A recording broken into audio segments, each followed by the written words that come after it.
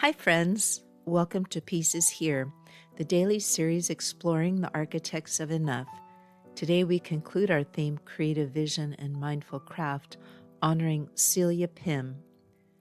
She lives a life of mending, quiet, persistent, and tender. Her stitched repairs bring attention not just to fabric, but to care itself. Architect of enough. Celia Pym, born in London in 1978, studied visual art before training in textiles at the Royal College of Art. Though now known around the world for her work in visible mending, her practice evolved through close, patient attention to worn garments and the stories they held.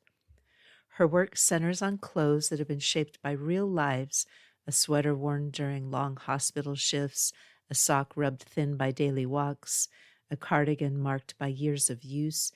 These aren't perfect objects. They're lived in, frayed, and full of memory. Pym approaches repair with a kind of reverence, not to erase the damage, but to understand it. She often speaks of the tenderness in mending, the way holes can reveal not just wear and tear, but the intimate contours of someone's life. In her book, On Mending, she writes, "When you repair a garment, you're not just fixing fabric, you're learning how it was worn, where the stress was, where the love was." Pym shows us that to mend is to accept the past, honor the present, and extend the life of what we have, an ultimate act of mindful craft. If you'd like to explore her work further, On Mending is a beautiful and thoughtful place to start. The Enough Reflection. Protect your quiet. Celia Pym doesn't rush her repairs. She listens, she observes. She slows down to trace the arc of wear across a shoulder, down a sleeve, through the shape of a pocket. This kind of slowness isn't lazy. It's respectful. It protects the quiet. Whether you're patching a sock, reading a threadbare letter, or sitting beside someone in need, it's okay to be still. To repair is to respect the past. To be quiet is to notice what's worth saving. This tip reminds me of a tip from Peace Stuff Enough, the new companion book to One More Year. You can find it and follow the Kickstarter at aviskalvsbeck.com/Kickstarter. Pedro says, Celia Pym once said she was deeply moved by the moment in Peter Pan when Wendy stitches Peter's shadow back on. Inspired by this, she's even mended a torn paper bag, seeing meaning not just in the tear, but in the creases that showed how full it once was. Sometimes repair isn't just about fixing, it's about remembering.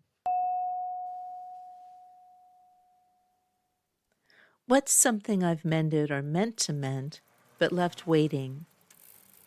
What might it feel like to fix it visibly, not secretly? To say, yes, this has been worn, and it still belongs. Words to keep. During an interview, Celia Pym was asked about the purpose of mending. Her response was simple, but quietly powerful. I never patch to erase the hole. I mend to honor what's already there. She doesn't fix to hide. She fixes to listen. If this daily message has brought you peace, please take a moment to subscribe and share this episode with someone who needs it. That was the life and wisdom of our architect of enough for this episode. If their story has inspired you to seek your own path to less consumption and more contentment, then please step off the treadmill with me.